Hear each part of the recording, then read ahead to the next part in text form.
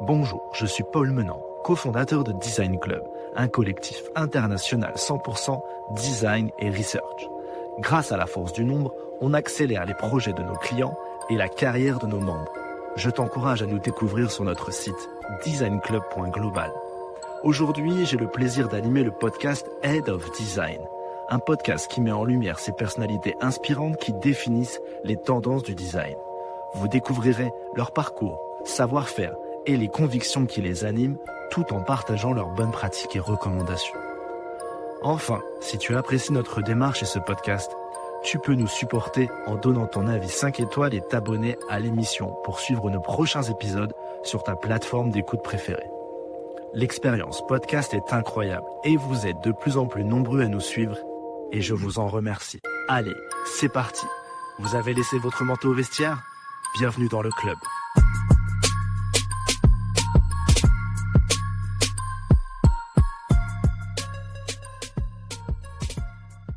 Aujourd'hui, nous recevons Émilie Saran, VP Design chez Schneider Electric et la nouvelle invitée de ce podcast.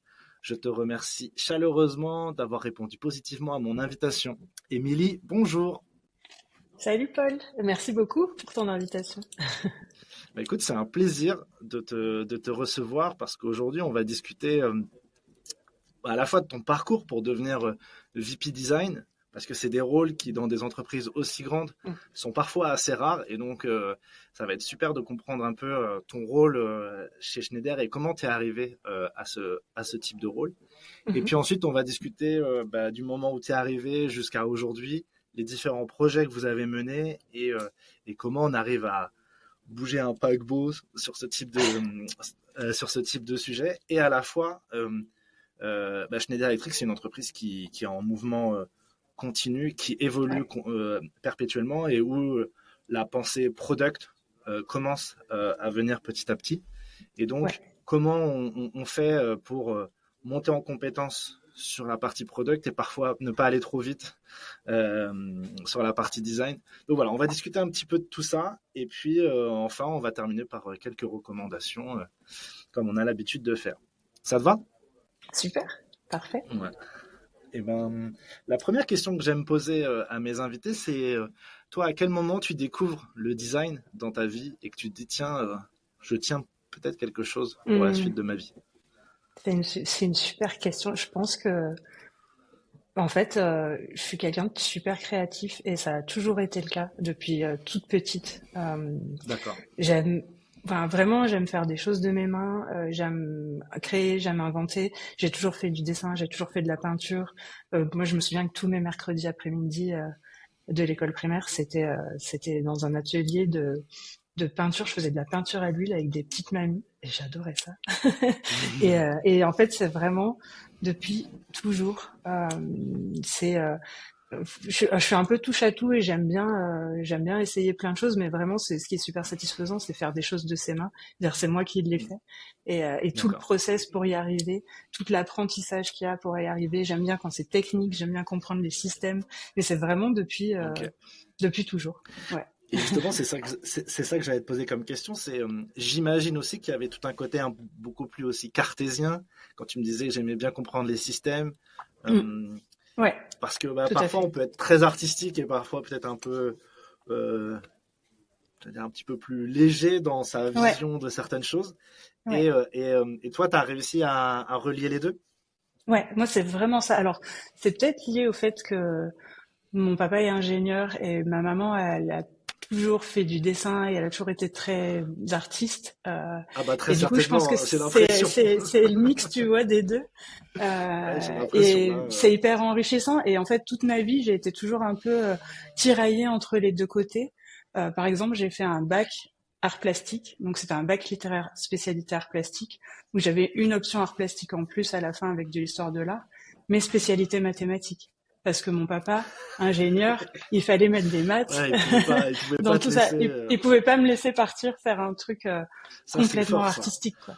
Ouais. Bac littéraire, art plastique, option mathématiques, c'est... Spécialité maths, ça veut dire qu'on avait le même programme que les bacs S en maths. Ah oui, ok, très bien. Donc ouais, ça a toujours été un petit peu les deux côtés en permanence. Ouais. Bah, c'est ça. De toute façon, je crois qu'on est un peu le fruit de nos parents et de l'environnement dans lequel on vit. Et, et donc, justement, après, juste en termes d'études, qu'est-ce que tu fais Ouais. comme école? Est-ce que tu te focuses tout de suite sur du design ou pas? Et ensuite, comment t'intègres la vie professionnelle après ça? Non, alors c'est vrai que j'ai mis énormément de temps à savoir ce que je voulais faire. En fait, ça s'est fait vraiment sur le tas. Et moi, je suis née à Nice et j'ai fait toutes mes études à Nice. Et à Nice, j'ai eu la possibilité de suivre un double cursus. J'ai fait une licence en art, communication, langage. Et j'étais vraiment très axée sur la com visuelle, vraiment pour garder ce côté vraiment créatif. Et j'ai eu la possibilité de faire un master 2 à moitié aux Beaux-Arts et à la fac, qui m'a permis d'avoir ce qu'on appelle un master 2 en ingénierie de la direction artistique de projet. Et ça, c'était vraiment hyper important pour moi d'aller vers je voulais vraiment pas perdre ce côté créatif, mais à la fois trouver un cursus qui allait me permettre d'avoir plein de possibilités derrière, de différents boulots, parce que c'était vraiment super flou. Qu'est-ce que je veux faire, où je veux aller, et cette formation petit à petit m'a amené vers là où je suis aujourd'hui, mais ça s'est fait avec plein d'étapes, comme tu peux l'imaginer. J'ai pas parce que quand je suis sortie j'ai eu ce master 2, les smartphones n'existaient pas, l'iPhone n'existait pas, donc ce qu'on fait aujourd'hui, ben ça n'existait pas, il n'y avait pas de formation dédiée quand j'étais étudiante. D'accord. Et, et donc, ensuite, quand tu sors de ces études, comment Ouais. tu arrives dans la vie professionnelle? Quelles sont tes premières expériences professionnelles? Ouais, alors j'ai eu l'opportunité pendant mes études de faire plusieurs stages. Donc j'ai travaillé dans des boîtes de com, boîtes d'événementiel, à la communication interne de la chambre de commerce par exemple. Enfin j'ai essayé plein de choses euh, pour avoir une vue globale de ce qui me plaisait, ce qui me plaisait pas, et où j'avais envie d'aller. Et en fait, j'ai mes expériences dans la com et dans l'événementiel, ça m'a vraiment, en fait, j'ai encore trouvé le côté artistique là-dedans. C'est-à-dire que quand je faisais de l'événementiel, il y avait des gens qui faisaient des décors incroyables. Moi, j'ai bossé sur des défilés de mode, j'ai bossé sur des events vraiment gigantesques à Monaco, à Cannes. Et là, je me suis dit, ah là, c'est super de concevoir ces décors, déjà. Ouais, Et je me suis bien dit, sûr. c'est génial. Et j'avais commencé un peu à faire le tour de ce qui était possible sur la Côte d'Azur. Et je me suis dit, maintenant, c'est bon, je vais à Paris. Et parce que je sentais vraiment, si j'allais à Paris, j'allais avoir d'autres opportunités et d'autres possibilités, et plus de possibilités d'atteindre vraiment. Alors, je savais toujours pas où je voulais aller, ce que Ouais. je voulais faire, mais Toi, j'avais tu vraiment le savais que c'était sentiment pas ici. que là, j'avais fait le tour et qu'il fallait que j'aille voir ailleurs pour continuer à Et grandir. Une ponctuation pour t'informer que Design Club peut t'accompagner dans le recrutement de ton équipe design ou research. Nous saurons te trouver la perle rare en freelance ou en CDI. Enfin, si tu galères à mettre en place une recherche utilisateur multi-pays, sache que grâce à nos user researchers locaux qualifiés et un peu partout dans le monde, on saura le faire en quelques jours. Tu peux en savoir plus sur notre site designclub.global. Merci de ton attention et bonne écoute. Et ta relation justement avec le digital, Ouais.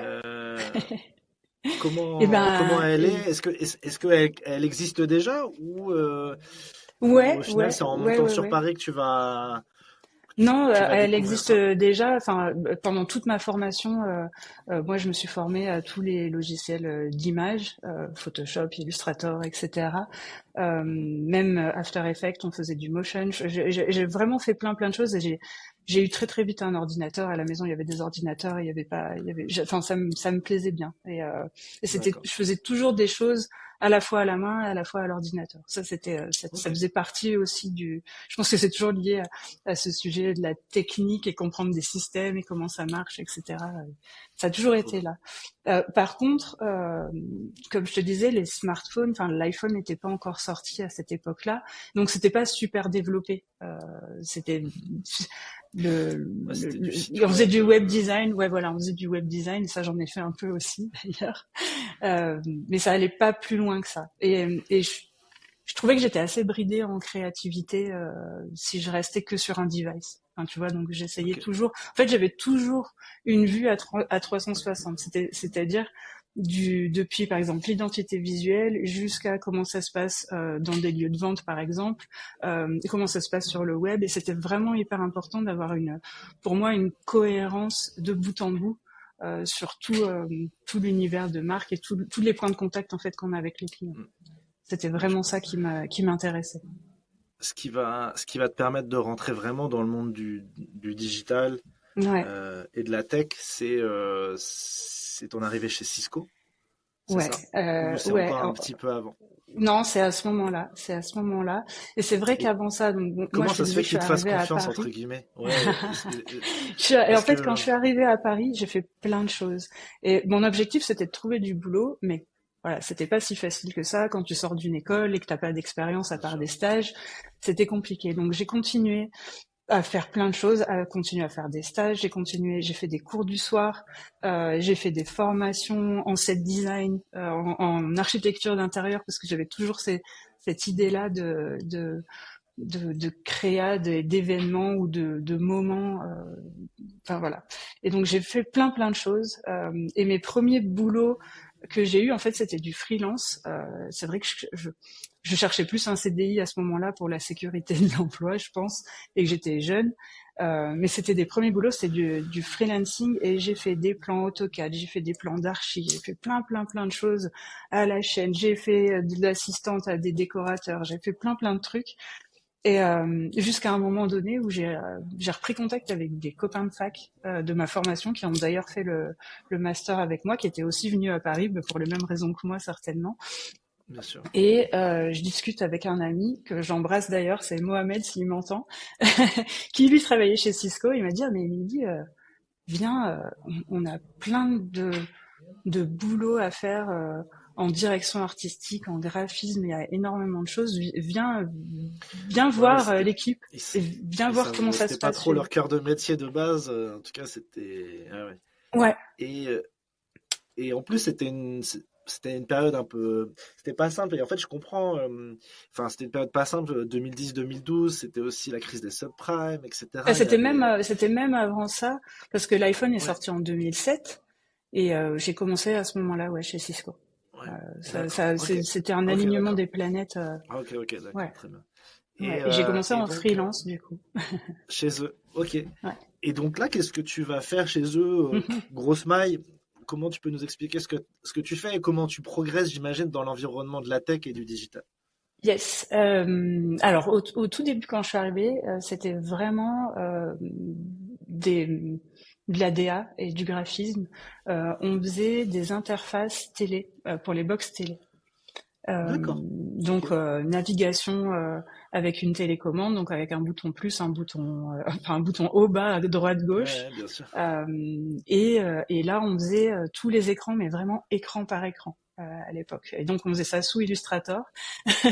Et donc on déclinait absolument tout ce qui se passait quand l'utilisateur appuyait sur sa flèche plus, sa flèche moins ou droite et gauche. Un petit peu chronophage. C'était hyper chronophage, mais c'était hyper intéressant. Et j'ai bossé avec une équipe qui était vraiment formidable. Et ce qui a été génial, c'est que on a pu bosser sur vraiment de l'innovation. Et c'est-à-dire que il y avait à la fois des projets sur lesquels on travaillait qui étaient vraiment des produits qu'on allait délivrer et qui allaient être utilisés par des utilisateurs. Mais on a eu l'opportunité de bosser sur des concept cars, des vrais gros concepts qu'on allait présenter au CES à Las Vegas en janvier et à l'IBC Amsterdam en septembre. Donc, c'est-à-dire qu'on travaillait 2 versions par an de notre concept car, en fait, qui servait après à l'entreprise à aller vendre les solutions et à trouver des clients. Et donc là, dans ces concept cars, on s'est vraiment éclaté. On a imaginé plein de choses qui étaient assez en avance à ce moment-là.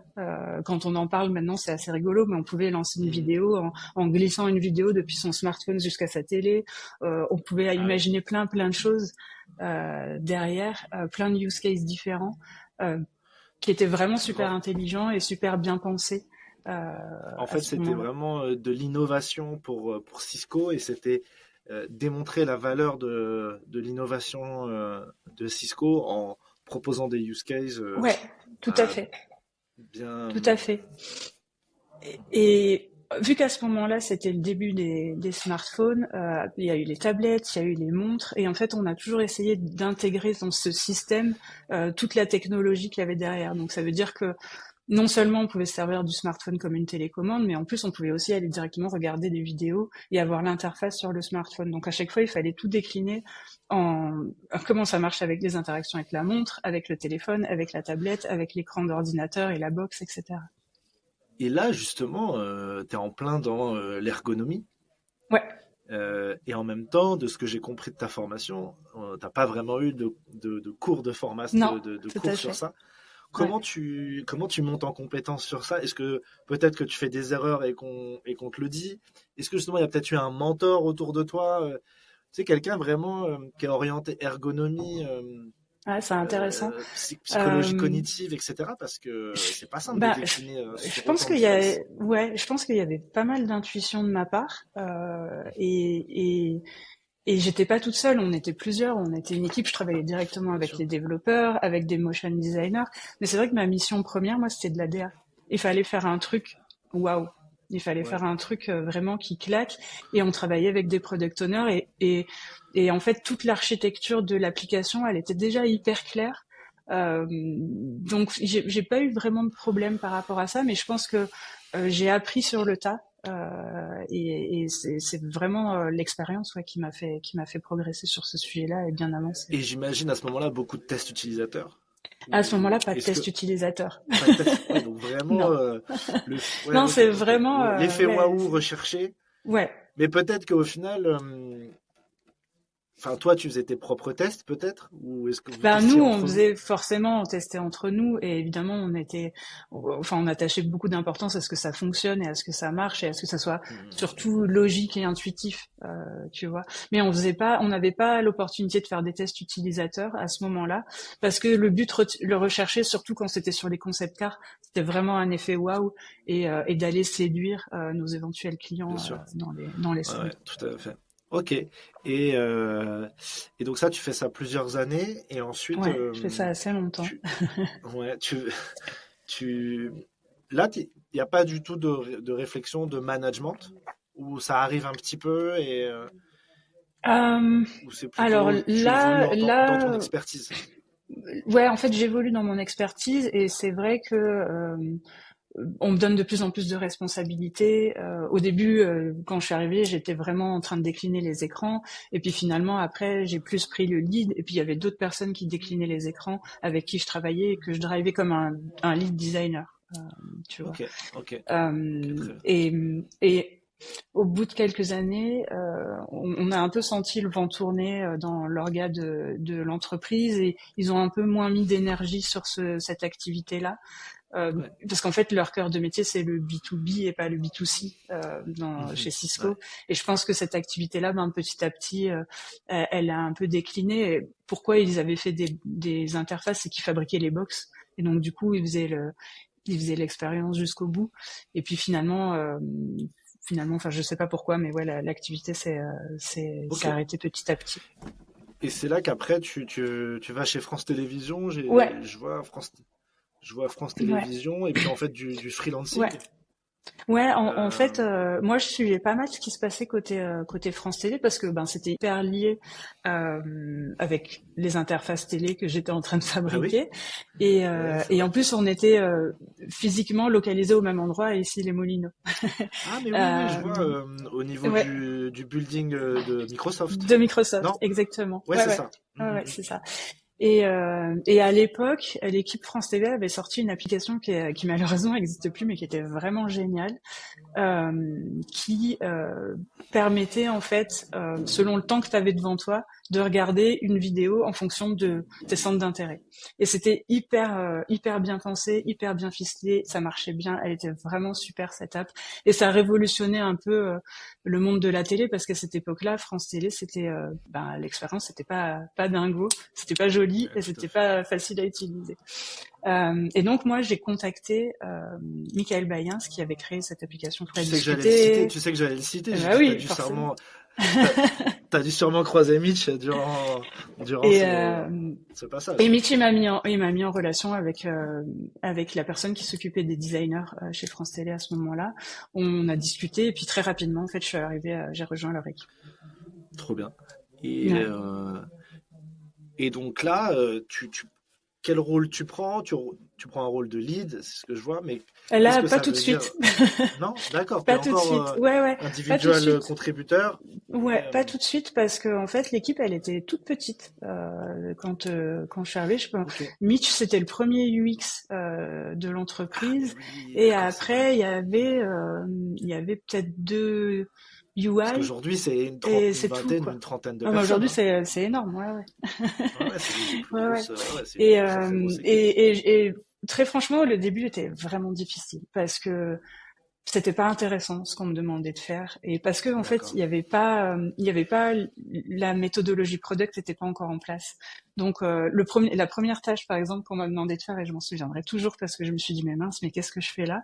C'est un PO qui est venu me voir, je venais d'arriver donc j'essayais de rencontrer les gens, j'essayais de comprendre et il me dit maintenant là est-ce que tu peux me livrer pour tout à l'heure un header pour le mobile? Moi, je me suis dit, mais qu'est-ce qu'elle me dit? Oui, effectivement, je peux faire ça, mais alors du coup, comment ça se passe sur le web? Comment ça se passe sur la tablette? Par quoi je commence?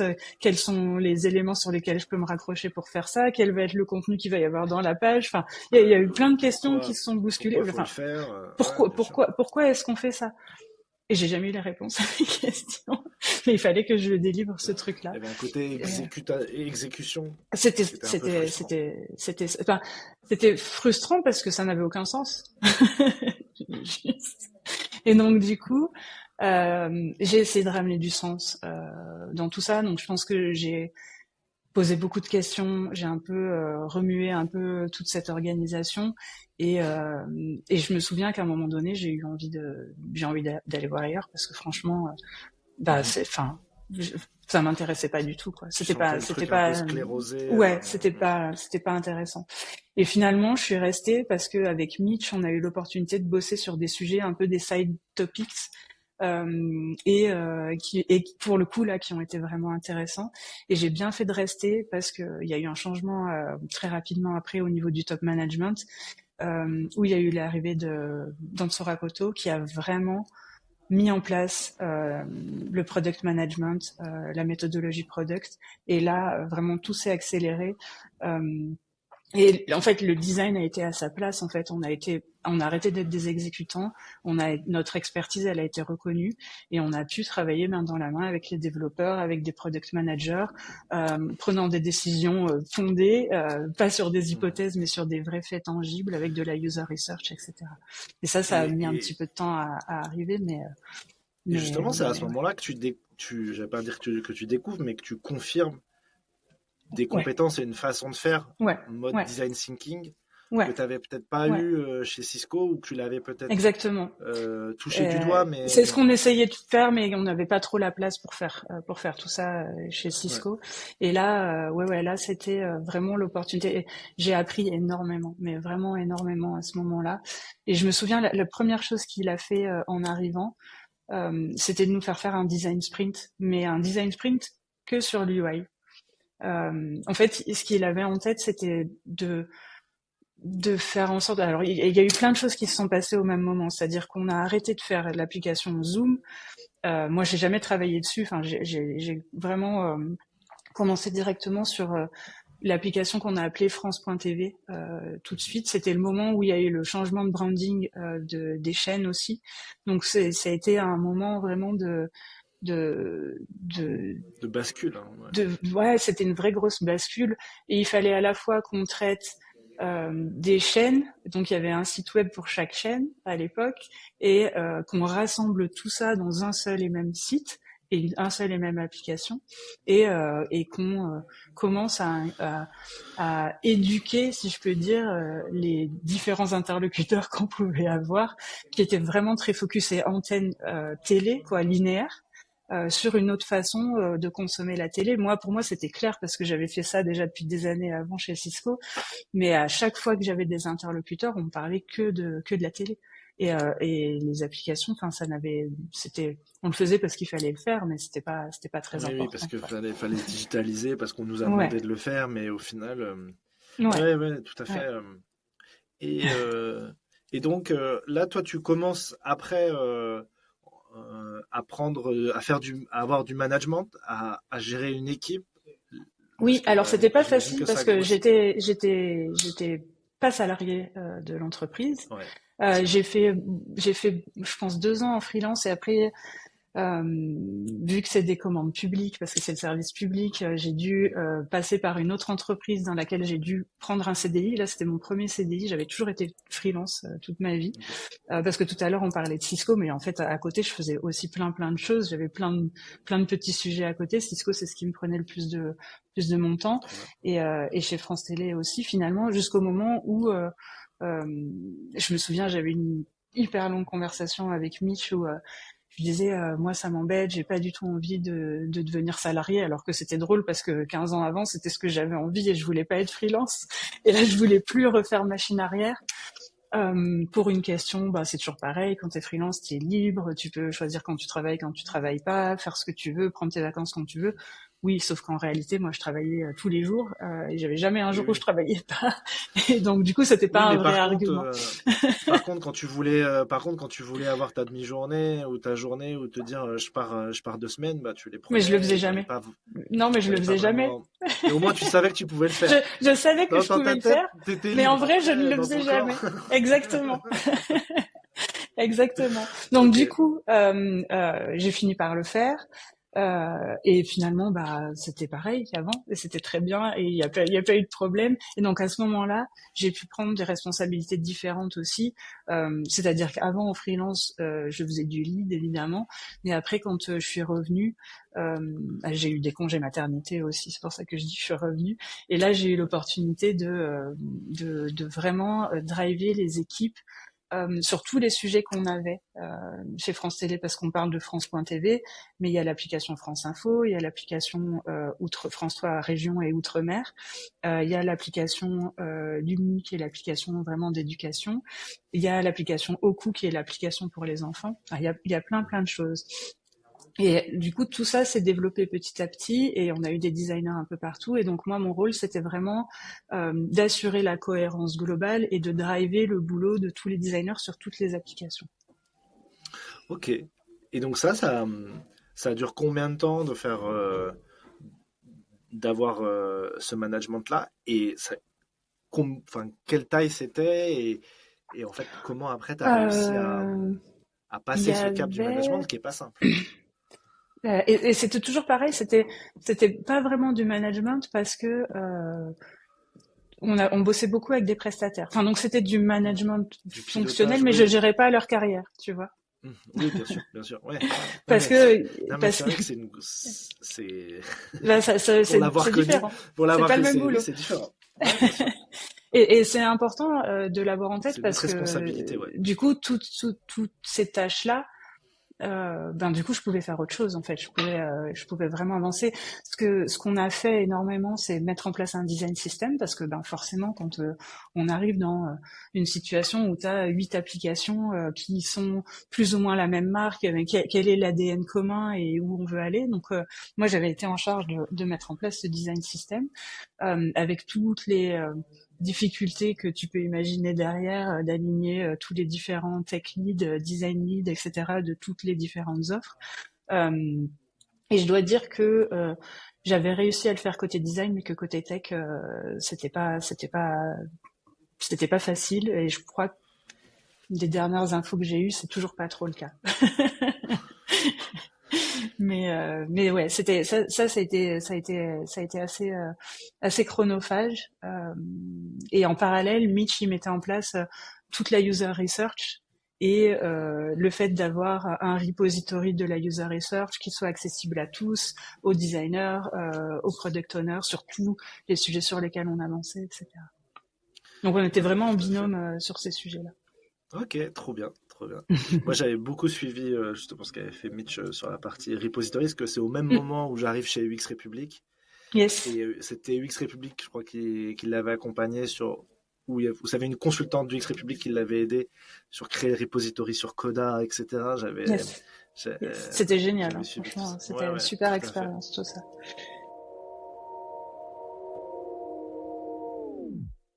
Une dernière ponctuation pour t'informer que toi aussi, en tant que designer ou researcher, tu peux devenir membre du Design Club pour accélérer ta carrière et avoir accès à des opportunités uniques.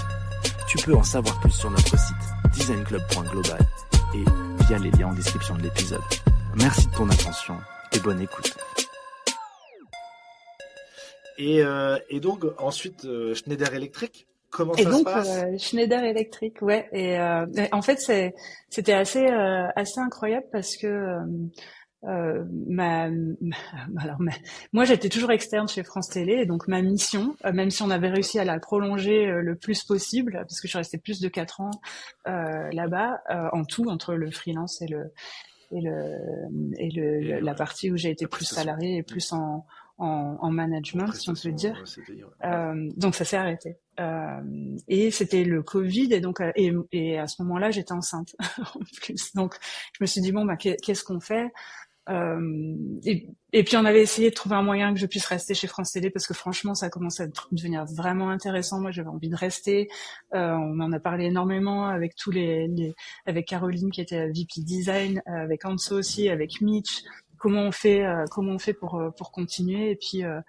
Et puis c'était le confinement. Enfin il y a eu plein de choses qui se sont passées. Et puis là j'ai été contactée par un cabinet de recrutement. Qui commence à me parler d'un sujet qui me dit pas pour quelle entreprise ça va être, et elle insiste vachement sur l'UI, sur l'interface, et en fait en discutant avec elle je me rends compte qu'elle insistait sur ce point-là parce que en fait c'était pour rejoindre une équipe de design dans lesquelles il y avait des designers de produits physiques, et du coup elle insistait vachement sur l'interface. Et moi, elle me parlait que du UI. Et je me disais, mais il y a un truc qui manque. Elle me parle pas du X. Pourquoi est-ce qu'elle ne me parle pas du X? Elle me parle que du UI. Et donc, en tirant le fil, je me suis rendu compte que c'était juste par opposition avec l'objet physique. C'était l'interface, en fait, utilisateur. Donc, c'est pour ça qu'on me parlait de ça. Et donc, j'ai commencé à... Elle connaissait peut-être pas... Ouais, puis c'était la demande qu'on lui avait faite aussi. Tu vois, c'était la demande qui lui avait été faite. C'est intéressant, aussi. Ok. Ouais. Ça montre peut-être une certaine maturité au début. Exactement. Et donc, on discute, et puis je me dis, moi, quand même, ça m'embête. L'aspect UX, enfin l'aspect UI, oui, c'est cool, mais il y a tout le boulot en amont à faire, comment ça marche, enfin tout quoi. Je me disais, mais c'est bizarre. Et puis c'était quand même super intéressant les échanges qu'on avait. Et puis elle me dit bon, on s'est parlé 2-3 fois, et puis après elle me dit bon, il faudrait que tu rencontres le directeur du design, il faut que tu le vois, il faut que tu lui parles, qui est Frédéric Beurry. Et je fais enfin c'était, je l'ai pas vécu comme un entretien, franchement c'était une discussion qui était hyper intéressante. Il a un univers qui est assez impressionnant aussi, et on discutait de mon expérience, de plein de choses, et au bout d'un moment je lui ai dit mais moi le côté UX, enfin je peux pas faire ça en fait, je peux pas venir et faire que de l'UI parce que ça n'aurait aucun sens. Et effectivement on en a parlé un peu plus précisément. Je me suis rendu compte que qu'il avait pas vraiment compris trop ce que c'était non plus, mais qu'il sentait qu'il y avait quelque chose à faire et qu'il avait besoin d'aide sur cet aspect-là en fait, et que c'était pour ça qu'il était en train de recruter quelqu'un vraiment spécialisé et qui allait être dédié à tout l'univers digital en fait de Schneider Electric. Parce que lui c'est un designer sur la partie physique. Ouais. D'accord. Ouais, ok, ça. Je comprends. C'est ça. Exactement. Et donc ça veut dire que tu fais partie des premières designeuses digitales à arriver chez Schneider? Ouais, en fait, il y en avait déjà, Oui, un peu éparpillé. et c'est Ouais. ça. Mais l'activité, elle n'était pas du tout structurée. En fait, moi, quand je suis arrivée, et ça a été un peu une surprise, et c'est vrai que je m'y attendais pas. Donc, bon, forcément, on a bien discuté. J'ai bien fait en sorte que l'aspect UX fasse partie de mes missions, parce que sinon, c'était quelque chose que j'allais pas prendre, tout simplement parce que j'y voyais pas d'intérêt. Pour le futur de l'entreprise aussi. Donc je suis arrivée, et quand je suis arrivée, moi dans mon équipe j'avais 6 personnes, euh, je me suis rendu compte à ce moment-là qu'il y avait énormément d'UX et UI designers un peu partout éparpillés, et qu'il y en avait même 75, parce que j'ai commencé à faire un mapping quand je suis arrivée, parce que c'était hyper important pour moi que je comprenne déjà de Ouais. quoi il s'agit, sur quel genre d'outils on allait travailler pour faire quoi, quel type d'utilisateur, etc. Déjà, les segments, c'est monstrueux parce qu'on part du B2C, travailler. En fait, on fait que des applications qui vont gérer l'énergie et faire en sorte de mieux consommer, moins, et ou de dépenser moins. Et donc, depuis du B2C jusqu'au B2B, jusqu'à l'échelle du pilotage d'un réseau électrique à l'échelle d'une grande ville, par exemple. Donc Mhm. c'est vraiment hyper vaste. Et là, quand je me suis rendu compte qu'on avait des designers un petit peu partout, et qu'ils avaient pas d'échange entre eux, et qu'ils étaient managés par des managers différents, et qu'ils avaient des objectifs différents, et qu'ils étaient partout éparpillés dans la planète, je me suis dit, mais mince, comment je vais arriver? Parce que l'intention derrière le fait qu'il m'ait recruté, le top management, c'était d'apporter de la cohérence, à la fois UX et à la fois UI à toutes nos offres digitales, parce ils avaient vraiment pris conscience du fait que tout le monde sortait des produits, comme il y a plein de silos en fait qui sortaient plein de produits, et du coup ben il y avait aucune Ouais, cohérence, ils se ressemblaient pas, enfin et en fait on c'était les réinventait drapeaux la des roue Nations tout le monde. Unies. C'était les drapeaux des Nations Unies. Ok. Donc l'intention derrière, c'était vraiment d'apporter cette cohérence. Et moi, je me suis dit en arrivant, mais mince, mais comment je vais faire ça dans ce contexte-là, sachant qu'ils sont tous éparpillés et j'ai aucun lien avec eux. Comment on va faire pour apporter cette cohérence? J'avais une chance inouïe, c'est qu'il y avait déjà un design system, et ça a été une super bonne Ok. surprise quand je suis arrivée. Et c'était même un vrai design system, parce qu'il était utilisé par les designers et les développeurs, et même encore plus par les développeurs, parce qu'à la base, ça avait été D'accord. même une initiative de développeurs à laquelle les Ok. designers, c'était, Trop bien. ouais. Et du coup, ça, c'était quelque chose vraiment qui était complètement différent de ce que j'avais pu vivre avant chez France Télé.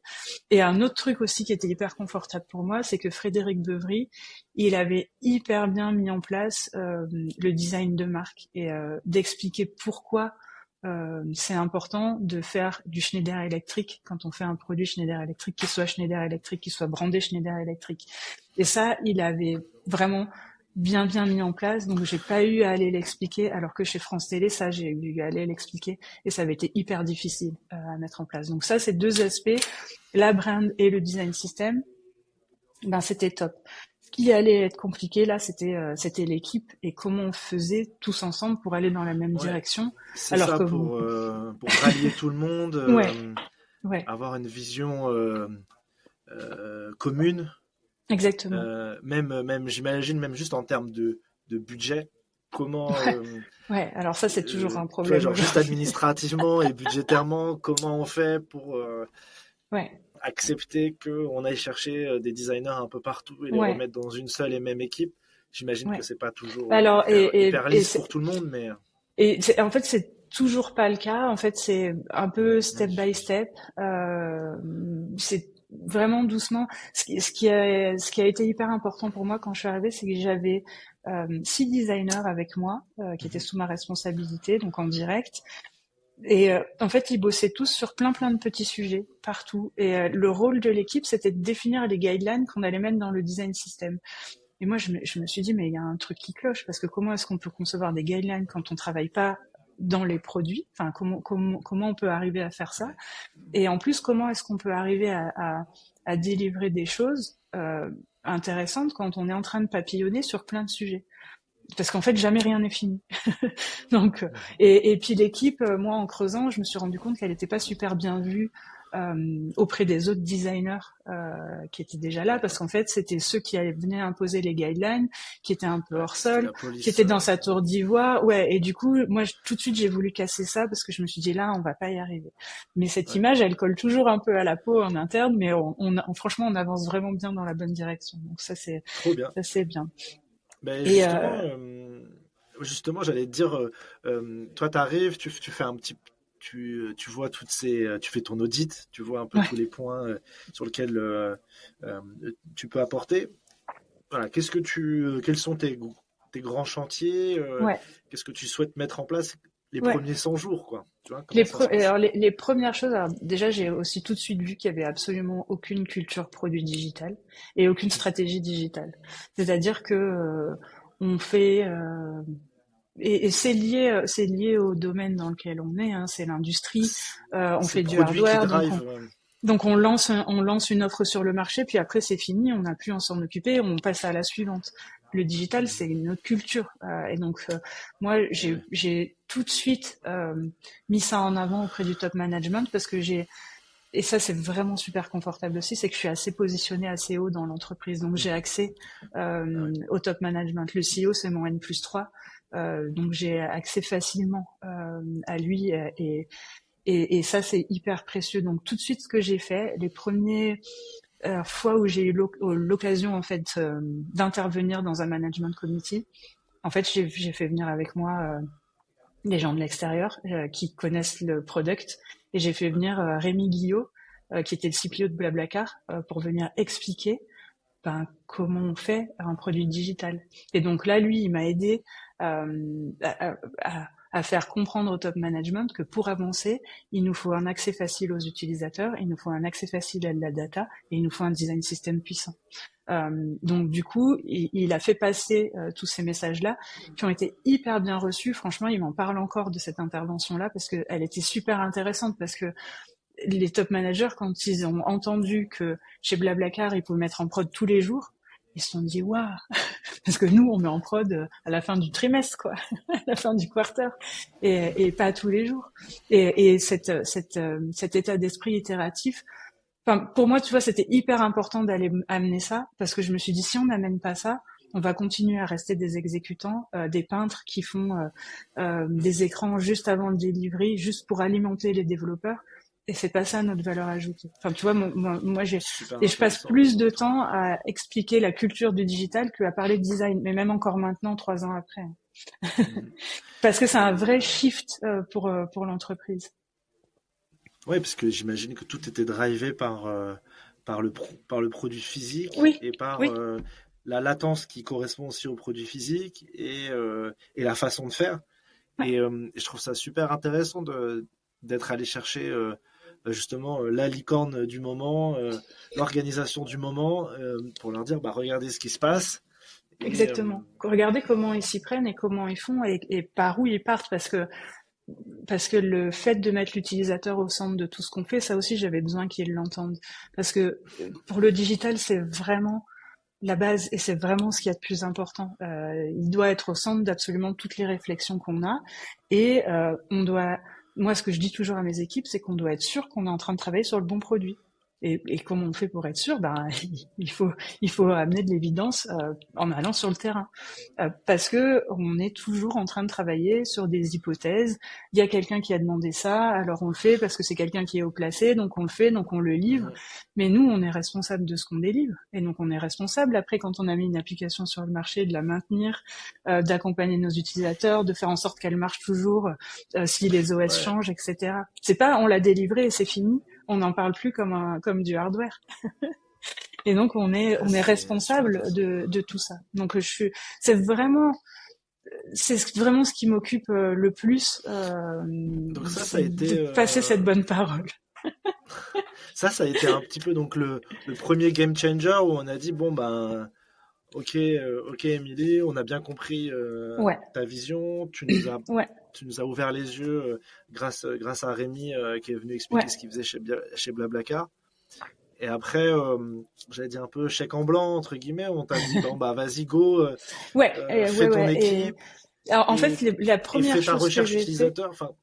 Ouais, ou alors oui et non, parce qu'il y a des endroits, en fait, le niveau de maturité, il est vraiment éclectique et il y a des équipes avec qui on n'y est pas encore et où on va être hyper content quand un designer va participer à une interview. Et il y a des équipes où là, il y a de la user research, il y a du discovery et on avance dans le bon sens. Donc, et ça aussi, c'est super intéressant parce que aussi quelque chose qui était super important pour moi, c'est célébrer les succès et prendre le temps de prendre du recul, de regarder ce qu'on a été capable de faire et se dire ah ouais en fait c'est chouette. J'ai eu un designer qui allait faire une interview. Enfin, tu vois, parce qu'en fait, sinon, quand t'es dans le run et que t'es tout le temps en train de ruminer, non, ça va pas, on n'est pas en train d'aller faire ce qu'il faut comme il faut. Et moi, mon rôle aussi, c'est de vraiment maintenir l'équipe motivée, parce que quand t'as des designers super seniors qui arrivent dans un environnement comme ça peut être compliqué. Ouais, il peut y avoir des frustrations. Il y a de la frustration. Donc là, vous étiez 6 à ton arrivée. On était 6 à mon arrivée. Comment ça grandit? Comment tu projettes l'évolution de l'équipe? Ouais. Alors, dire aussi comment tu vas la composer. La première chose que j'ai eu l'opportunité de faire, parce que ce qui s'est passé, c'est que c'est le top management qui m'a donné les sujets sur lesquels il fallait que j'avance, qui était un peu leur top priorité en arrivant. Et donc, on m'a demandé de bosser sur 2 sujets différents, un B2C et un B2B qui avaient rien à voir. Et quand j'ai commencé à creuser, je me suis rendu compte que pour les 2 sujets, on était exactement dans la même configuration. J'avais une dizaine de designers qui bossaient tous sur le même sujet, la même application, mais ils s'étaient jamais vus, ils s'étaient jamais parlé, ils avaient un manager différent, ils parlaient avec un PO différent, donc ils avaient des objectifs différents. Et à la fin, ils essayaient de combiner ces différentes briques et on devient Frankenstein complètement. Ouais. Et donc je leur ai dit bon, on va tenter quelque chose et on va regrouper les designers au design de ces 2 équipes-là. Donc mon équipe, tout de suite, moi j'ai eu 20 personnes de plus qui sont arrivées dans les 6 mois, qui faisaient, et ces designers-là, ils étaient déjà là, ils étaient déjà établis et ils faisaient partie de la communauté de designers que j'avais identifié et cette communauté, effectivement, moi mon rôle aussi c'était de l'animer, donc je les connaissais déjà un petit peu et ils ont été hyper contents en fait de rejoindre une équipe parce qu'ils étaient isolés complètement au milieu d'un environnement qui est complètement hostile aux designers. Ouais, très tech, très ingénieur et ouais. Ouais, qui a pas du tout. Donc ils ont été hyper contents. Ils ont été hyper contents et on a fait ça. Donc j'ai pu embaucher des design directors sur les 2 sujets. Et mon objectif, c'était que eux, ils drivent l'équipe design, parce que moi, je pouvais pas me retrouver tout de suite du jour au lendemain avec 30 personnes sous moi. Donc, j'ai eu l'opportunité et on m'a fait confiance pour ça, et c'est vraiment super confortable, vraiment d'avoir le soutien du top management. Et ça, c'est vraiment pour ça qu'on arrive à avancer vraiment bien aujourd'hui. La difficulté après, elle est avec le middle management parce qu'on est en train de changer leurs habitudes de travail et c'est normal et voilà. Mais du coup, ouais, j'ai embauché des design directors, donc mon idée c'était qu'ils drivent les activités design, qu'ils puissent aller un petit peu mieux comprendre les enjeux de ces 2 différents sujets et qu'ils puissent piloter et manager les designers en direct. Et ce que j'avais en tête, c'était que vraiment ce design director il puisse travailler main dans la main avec son équivalent côté tech, côté marketing, côté business, et qu'on avance. Et en réalité, ça s'est pas forcément passé comme ça, mais c'est pas grave parce que du coup, cette situation-là, elle m'a permis de montrer et de mettre en évidence que c'était pas parce qu'en fait on met en place une organisation de design que ça y est, on a tout solutionné. C'est vraiment un boulot d'équipe et il faut qu'on le fasse ensemble. Et je dis ça parce que j'ai mis en place une équipe, par exemple, c'était sur le B2C, qui a réussi à faire vraiment la méthodologie centrée utilisateur de bout en bout. On a embauché des user researchers, on a travaillé avec les product owners, on a travaillé avec les développeurs, etc. On a réussi à livrer des choses vraiment super pertinentes. Enfin, moi, j'étais hyper fière parce que c'était la première fois où on arrivait à amener tout ça et c'était vraiment quali ce qui en est sorti et j'étais vraiment super contente. Mais ça n'a toujours pas été développé. Donc, c'est-à-dire que tout ça encore. La mise en prod. La mise en prod, ça a toujours coincé. Envisageable, quoi. Parce que en fait, nous, on s'est bien organisé côté design, mais il n'y a pas eu la même chose qui a été fait côté dev, ni la même chose qui a été fait côté product. Et du coup, c'est lié à notre organisation interne. En fait, c'est tellement immense cette organisation que si tu veux, un product owner, alors il y a eu aussi ça, il y a eu le fait que la transformation agile, elle a été faite hyper récemment, et du jour au lendemain, il y a des gens qui ont changé de job title de offer manager qui était très marketing à product owner, et du coup, et ça veut pas dire que le mindset a changé, pas parce que le titre a changé, et leurs tâches, ont évolué aussi. les compétences et leurs tâches, elles sont complètement différentes. Et du coup, ils savent pas écrire des user stories, ils savent pas piloter une équipe de développement. Enfin voilà. Du coup, on est dans cette situation-là. Dans cette transition. Et c'est vraiment une transition qu'on est en train de faire. Et donc, cette situation, moi, elle me permet de montrer et de prouver. Regardez. Il faut pas le faire que côté design, en fait. Il faut qu'on le fasse partout. Et le top management a bien compris qu'il y avait un trou dans la raquette, que on n'avait pas encore la bonne organisation, qu'on ne faisait pas encore les choses correctement. Et ils ont vu qu'il fallait absolument y aller, parce qu'ils ont vu que ça allait très vite dans le digital et que nos concurrents, ils vont pas nous attendre si on se met pas en ordre de marche. Ouais, et ils ont vu aussi que nous, au design, on avait cette vue transverse, et que on voyait bien les pain points qu'il y avait à adresser. Donc moi, ils me consultent beaucoup pour parler d'organisation, du coup, maintenant. Et justement, ça allait être une de mes questions, c'est le rôle de VP Design. Moi, donc, dans le podcast, j'ai souvent des profils de Head of Design ou Directeur Design, mais VP Design, j'en ai eu que quelques-uns. Et c'est vrai que c'est un rôle qui est encore un petit peu différent, c'est que vraiment tu fais le tampon entre le top management et le quotidien du design. Ouais. C'est exactement comment ça. Tampon un peu écrasé dans les deux sens, mais comment tu fais justement quel est ton quotidien de VP Design et quel est le niveau d'accompagnement que tu peux avoir auprès du top management et de conseils? Ouais, alors moi clairement, j'ai la position pour aller bosser avec le top management, vraiment. Et ce que je te disais tout à l'heure, c'est que c'est vraiment hyper confortable parce que ils ont vraiment compris que l'expérience utilisateur, ça allait être le différenciateur sur le marché, ça allait être ce qui allait nous permettre vraiment d'avancer vis-à-vis de nos concurrents. Donc, et ça, c'est génial. Par contre, ce qui coince, c'est l'exécution et l'efficacité opérationnelle en fait derrière. Et donc c'est réussir à ce que tout le monde influe dans ce sens-là. Et puis en vrai, le fait de se dire c'est une bonne idée et le fait de comment on le met en place à l'échelle d'une entreprise comme celle-ci. C'est une autre paire de là, j'ai un autre exemple parce que alors l'équipe, on a fait plein de raccourcis là, mais l'équipe, elle a énormément grossi. J'ai fait x10 en 3 ans en nombre de personnes. Aujourd'hui, on est plus de 60. On est 63 même, je crois. Et on a vraiment grandi. Et je suis ravie parce qu'on a grandi en ajoutant plein de nouvelles compétences. On a maintenant des UX writers. C'était même pas la peine que je parle de ça il y a 3 ans. Aujourd'hui, ça devient important. Les UX researchers aussi. Donc, en fait, on est en train d'avancer vraiment. Et des fois, je me dis, c'est chouette, mais on est trop en avance par rapport à l'entreprise. Donc, il faut qu'on fasse attention parce que à un moment donné, ce décalage, s'il devient trop grand, ça va être compliqué.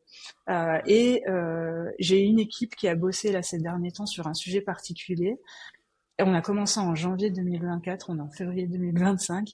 Aujourd'hui, ça fait donc plus d'1 an qu'on bosse sur ce sujet-là. On a réussi et on est ravis à avoir aligné nos différents stakeholders sur la vision et sur ce qu'il fallait qu'on fasse.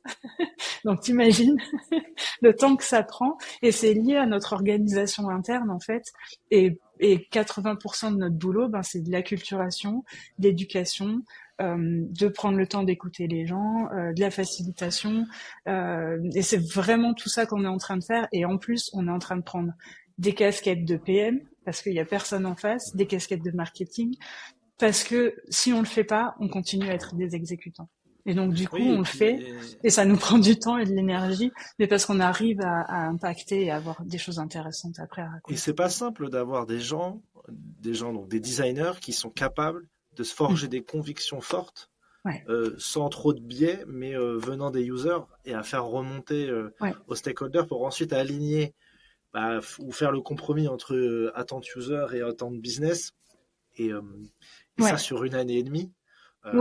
Il faut avoir les reins solides, et ça pour avancer. Et ça c'est l'autre aspect de mon boulot. Enfin, tu vois, je suis très proche du top management, mais du coup je suis très très proche de mes équipes aussi. Et je passe beaucoup de temps à les rassurer, à leur expliquer, vous inquiétez pas, c'est normal, on est sur des temps longs, on peut pas il faut faire attention à pas vouloir aller trop vite, trop loin, parce que sinon tout va exploser en vol. Tu vois comment on arrive à faire en sorte que les designers ils soient contents d'avancer, et donc leur faire prendre conscience de l'environnement dans lequel on est, du contexte dans lequel on est aussi. Et ça c'est vraiment j'y passe beaucoup de temps et c'est vraiment important pour moi parce que les ressources, franchement, c'est clé. Et il faut vraiment avoir une équipe hyper forte pour pouvoir avancer et les garder motivés. C'est essentiel, tu vois. Donc je passe vraiment beaucoup de temps avec eux, beaucoup de temps là-dessus. Et justement, tu me parlais rapidement là, des différents profils qui composent les 63 personnes. Est-ce que tu peux me faire un peu un focus justement sur les différents profils que tu as intégrés au fur et à mesure et entre guillemets l'organisation, parce que là tu m'as parlé du X-Writing et en effet moi je me bats toujours pour mettre en avant ce métier. Je trouve qu'il est ultra important. Je trouve qu'il devrait même arriver beaucoup plus vite dans les équipes design qu'on ne le pense, parce que 80% de ce qu'on voit sur du digital c'est de l'écrit. La complexité de bien choisir ses mots et de rester dans des guidelines, etc., dans un content system.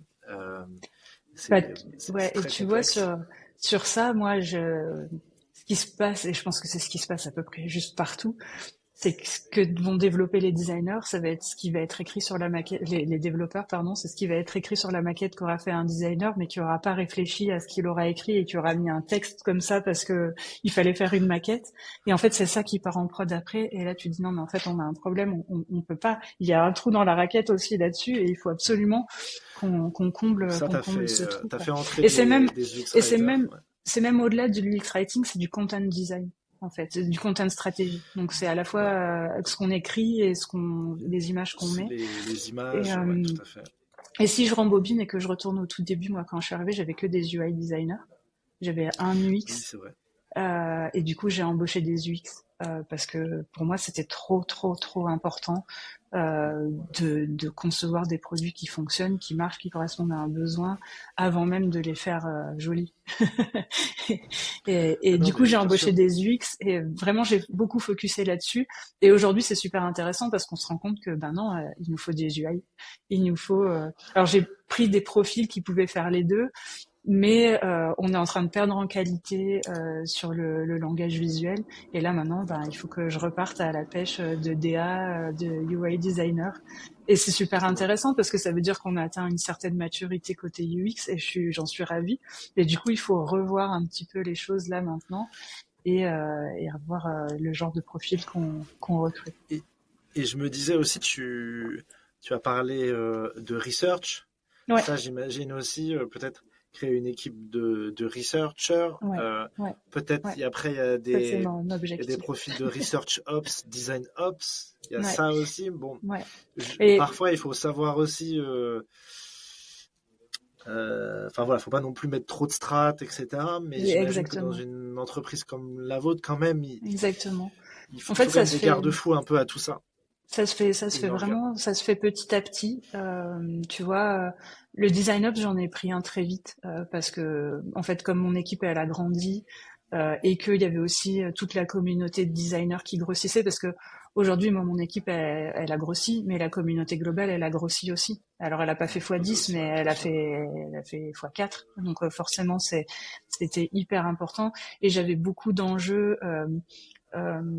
D'esprit d'équipe, tu vois, de faire en sorte d'esprit d'appartenance vraiment, tu vois, à une équipe pour qu'on aille tous ensemble dans la même direction, des enjeux de collaboration, de comment on fait pour s'assurer que différents designers qui sont pas forcément dans la même équipe, mais qui pourraient travailler sur le même sujet, puissent collaborer ensemble. Enfin, j'avais vraiment tout ça, c'était vraiment hyper important. Une question d'efficacité, tu vois, de pas réinventer la roue, de partager ce qu'on fait, voilà. Ouais, donc ça, j'ai eu très vite des designers. Des méthodes communes. Alors forcément, c'est les premières choses qu'on a fait. Moi, je me souviens, les designers qui étaient déjà là quand je suis arrivée, ils m'ont énormément reproché du fait que je parlais beaucoup de méthodes et de process. Mais je leur ai dit, mais en fait, si on met pas ça en place, c'est la base en fait. Il faut vraiment qu'on mette ça en place. Après de chacun et de comprendre en vrai l'impact du design quand on fait pas entrer les gens dans un modèle de design. Alors bien sûr, faut s'adapter à chaque projet et en tout cas intégrer les bons outils au bon moment et expliquer à quoi ils servent. Exactement. C'est vrai que c'est là où Design Ops arrive à concaténer tout ça et à mettre tout le monde d'accord dans le design, dans l'équipe design.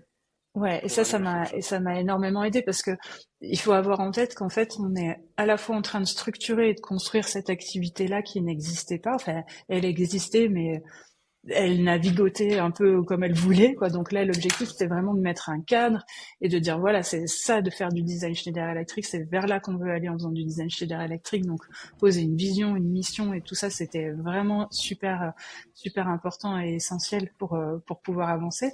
Et en même temps, on nous demande de délivrer des applications, de faire du run. Enfin, tu vois, ça fait beaucoup de choses à mener en même temps. Et des fois, je me rends compte que c'est un peu trop pour les équipes parce qu'en fait, on peut pas être partout en même temps. Et ce boulot-là d'acculturation, de culture, et pas que de culture design, comme je disais tout à l'heure, de culture digitale, de comment on fait pour concevoir un produit digital, ça prend énormément de temps. Alors c'est vrai que c'est moi qui le porte et surtout les design directors aussi. Et que les designers qui sont vraiment sur le terrain en train de développer les applications, eux, ils ont d'autres contraintes et d'autres problématiques et on essaye de petit à petit à avancer là-dessus. Et c'est vrai que tu vois, on parlait de Design Ops et jusqu'à maintenant, mon Design Ops, alors j'ai Marion qui est arrivé très rapidement et j'en ai eu un deuxième qui est basé aux US et qui lui a géré plutôt la communauté globale. Mais ça a été essentiel de faire tout ça et de poser les bases. Et maintenant, j'aurais besoin qu'ils rentrent plus dans le détail et plus qu'ils rentrent à aller aider les équipes qui bossent sur le terrain. Mais jusqu'à maintenant, on n'a pas encore eu l'opportunité parce qu'on n'était pas encore prêt. Mais là, on commence à avoir acquis un petit niveau de maturité qui est bien. Et je vais leur demander maintenant d'aller plus rentrer dans le cœur du réacteur et aller aider les équipes design au quotidien dans leurs produits. Et j'imagine aussi peut-être... le dernier step un peu de la fusée, il y a aussi l'arrivée du service design. Parce que tu te dis, en plus vous avez quand même principalement vous avez des interactions physiques digitales, quoi, entre le physique et le digital. Ouais. Et entre le moment où on reçoit même du CX aussi, j'allais dire CX/service designer. Ouais. J'imagine que ça, c'est des choses aussi sur lesquelles vous travaillez. Est-ce que c'est peut-être entre toi et peut-être les autres équipes plutôt design physique? Enfin voilà, comment vous projetez sur ça? Le service design, justement, c'était ce sujet-là où on a mis 1 an à aligner les équipes. C'était sur le service. Et ce qui est super intéressant, c'est que ça impacte très transversalement absolument toute l'entreprise. Et moi, j'y vois une opportunité, si tu veux, pour vraiment déjà une prise de conscience globale de l'incohérence, elle était déjà là, mais de l'alignement de méthodologie aussi. Tu vois, par exemple, si on doit demain changer ou rajouter des éléments absolument sur toutes nos interfaces, déjà le design system il va vraiment aider, mais après côté développement et côté tech, qui va aller aligner le fait qu'il y ait de la place dans le backlog de chaque offre digitale pour pouvoir délivrer et prioriser ce truc-là, parce que tout est important et ci et ça, enfin voilà. Donc on a ces problématiques-là de gouvernance aussi. Et c'est super intéressant parce que les top managers, ils comprennent pas forcément ça, tu vois, ils me disent ah non, mais l'équipe service, elle va décider et puis les autres, ils vont exécuter. Je leur dis non, en fait, ça va pas se passer comme ça parce que les autres équipes, elles sont déjà plein de priorités, elles ont un backlog qui est plein pour les 3 prochaines années parce que c'est comme ça que ça se passe. Donc comment on fait pour s'assurer qu'on va le concevoir tous ensemble, qu'on va tous se prendre main dans la main pour aller dans la même direction, etc. Donc c'est encore du product management, tu vois, et c'est toujours des sujets liés au produit. Là, le service blueprint chez Schneider Electric, ça doit être quelque chose. Ouais, c'est.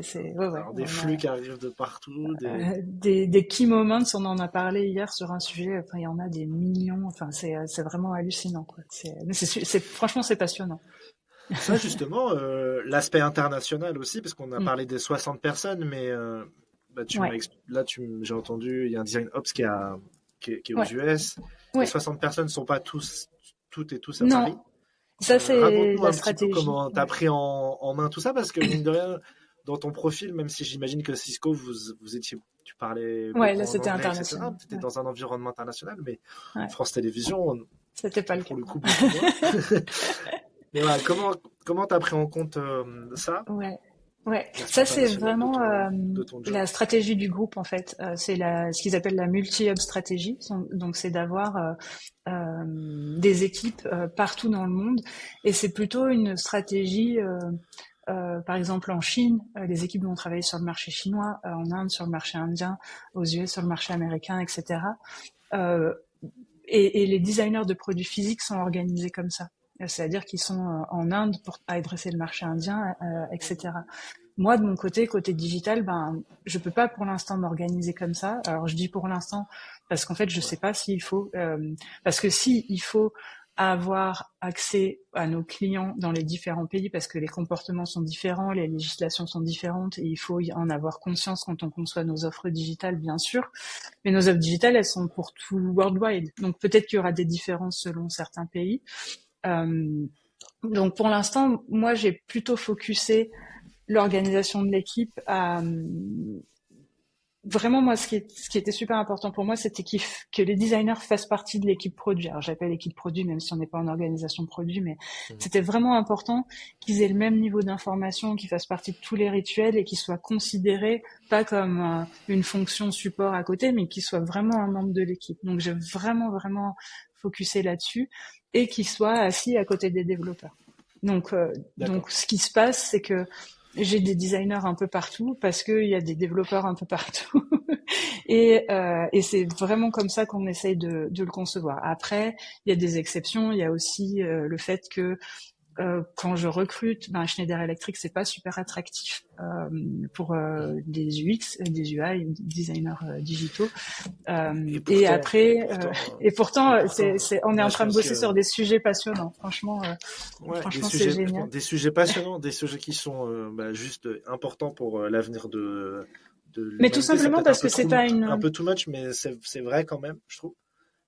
C'est juste parce que c'est pas une boîte digitale native, quoi. C'est l'industrie. Je pense que c'est ça qui coince principalement. Et moi, c'est ce qui m'a séduit, parce que quand je me suis dit c'est génial, on va pouvoir travailler avec les designers d'objets. C'est génial parce qu'on va pouvoir vraiment adresser la cohérence globale du début à la fin. Enfin, tu vois, on revient à ce que je te racontais tout au début. Pour moi, c'était super important d'assurer cette cohérence et de pouvoir vraiment être présent sur tous les points de contact avec nos utilisateurs finaux. Non mais bien sûr, non mais je comprends. Et donc, ce qui veut dire qu'aujourd'hui, t'as du monde, toi, sur les 5 continents. Et que il y a un côté un peu travail asynchrone. Enfin, doit pas être simple, alors ça c'est vraiment pas facile. C'est vraiment pas facile, et tu vois, l'équipe design system, alors j'ai des contraintes aussi qui sont liées à cette stratégie de groupe.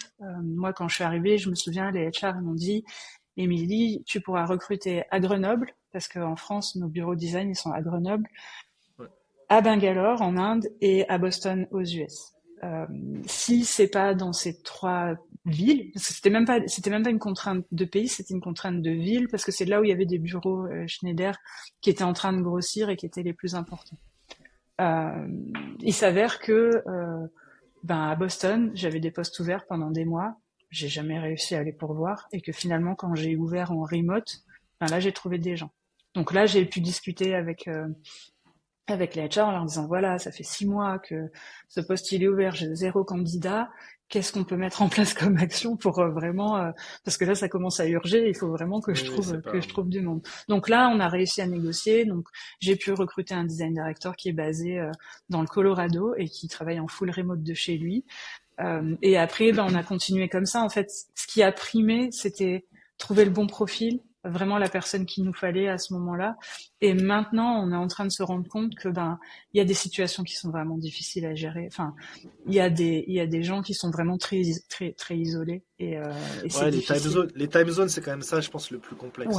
Ouais. Et en fait, on se rend compte que finalement, la meilleure position, c'est d'être en Europe, parce que tu peux parler à l'Inde et tu peux parler aux US. Et moi, mon design director qui est basé aux US, au début, il avait à manager des Indiens, mais très vite, j'ai arrêté parce qu'ils avaient 12h30 de décalage horaire. Ils pouvaient jamais se parler.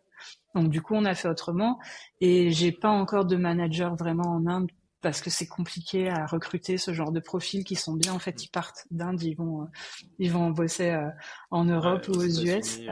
Et donc, du coup, ça, c'est pas facile. Donc, ils sont pilotés par des design directors qui sont en Europe. Je sais que tu as interviewé Arnaud, qui est dans mon équipe, et lui, il a pas mal d'équipes en Inde. Juste pour ça, en fait, pour la time zone, parce que c'est plus facile. Et puis moi, tous les designers que j'ai récupérés petit à petit en avançant, en fait, ils étaient là où ils étaient. Et j'en ai plein qui sont à Victoria, c'est au-dessus de Vancouver. Donc c'est vraiment de l'autre côté du monde. Et avec eux, mais c'est quasiment impossible de se parler, quoi. Donc quand on fait des team meetings, c'est hyper compliqué parce qu'à chaque fois on se dit mais comment on fait? Est-ce qu'on en fait deux? Du coup, on n'a jamais la solution idéale, quoi. Et puis parce que le choix le plus simple serait de dire on le fait là où il y a le plus de monde. Et en soi, ça veut dire que non, en fait, ça isole encore plus les autres. Voilà, on sera tout le temps dans cette time zone là et. Ouais. Ok, donc j'imagine que toi, au final, tu dois doubler pas mal de choses. On essaye, franchement. On essaye d'être efficace, et c'est aussi pour ça que moi j'ai tout de suite mis en place des design directors pour pas avoir tout à prendre de front de mon côté.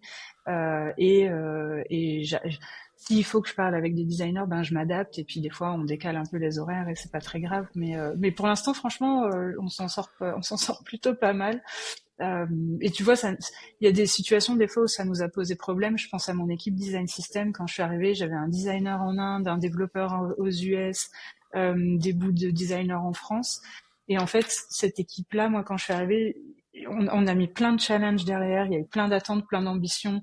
On a mis à jour toutes les fondations parce que le design system, il avait été un peu fait de briques et de broc, il n'était pas assez robuste, et je voulais vraiment avoir quelque chose de robuste qui soit capable de passer à l'échelle sur tous les produits sur lesquels on était en train de bosser. Et tout. Enfin, tu vois, c'était ça. Il faut que ce soit pensé pour qu'il y ait une vision à l'échelle.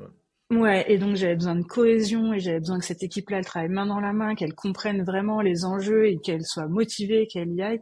Et en fait, le fait qu'il soit partout dans le monde, en fait, ça ralentissait vachement. En fait, t'avais pas cet esprit d'équipe assez puissant, assez fort. Et du coup, là, on a décidé de changer notre stratégie, et on a localisé toute l'équipe design system en Europe. Tu vois, pour que on puisse se voir physiquement. En fait, c'est vraiment super important de se rencontrer physiquement. Et moi, j'ai aucun problème avec le full remote. Franchement, moi, je pourrais bosser en full remote vraiment sans problème.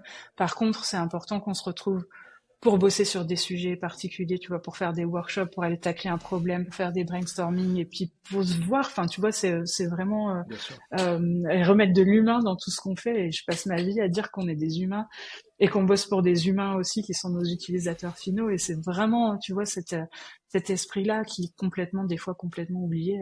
Et en fait, on passe nos vies à parler à travers un ordi, quoi. Ok, trop bien. Écoute, Émilie, on arrive sur la fin de l'échange. J'avais encore plein de questions, mais c'est pas grave. Plein de choses à dire, moi aussi. On en fera. C'est bien. On en fera d'autres. Mais en tout cas, c'était super intéressant. Merci beaucoup pour ton retour d'expérience. Pour terminer, j'aimerais qu'on parle sur la partie recommandations. Est-ce que toi, tu as un livre ou une source d'information que t'aimes consulter, que tu nous recommandes de lire? Ouais, c'est drôle parce que ça va pas être design, ça va être product. Très bien. Ce que je vais dire. C'est super. Et c'est, en fait, j'ai eu la chance de discuter avec Marty Kagan à Paris il y a 2 ans. Il était venu faire une conférence, je crois que c'était à la School of Product ou un truc comme ça. Et je lui avais fait dédicacer son livre il venait de sortir, c'était Empower. Et ce livre-là, en fait, moi, je m'en sers énormément pour toutes mes problématiques d'équipe, de mise à l'échelle, de comment tu fais pour vraiment empower les gens. Enfin, il n'y a pas vraiment de traduction en français de ce mot-là, mais il veut dire ce qu'il veut dire. Enfin, tu vois, comment tu fais pour que les gens ils soient motivés, qu'ils aient envie de faire ce qu'ils aient envie de faire, qu'ils aillent dans la bonne direction, et qu'ils soient heureux, surtout, enfin moi c'est important. Puis après il y a toutes les questions d'influence aussi avec les différents stakeholders, comment tu fais pour arriver là où tu veux aller. Et j'avais trouvé ça assez intéressant et assez juste en fait sur le monde de l'entreprise et comment ça se passe. Donc voilà, il y a celui-là. Et en fait, drôle quand tu parles d'un livre product, tu sais, moi ça fait quelques semaines que je sens un peu le sujet monter, tu sais, le fameux design versus product, designer versus product manager. Et au final, plus j'avance et plus je me dis que le profil de demain, le profil du futur, ce sera peut-être le product designer manager. Yes. Ça veut dire un product manager qui sait designer.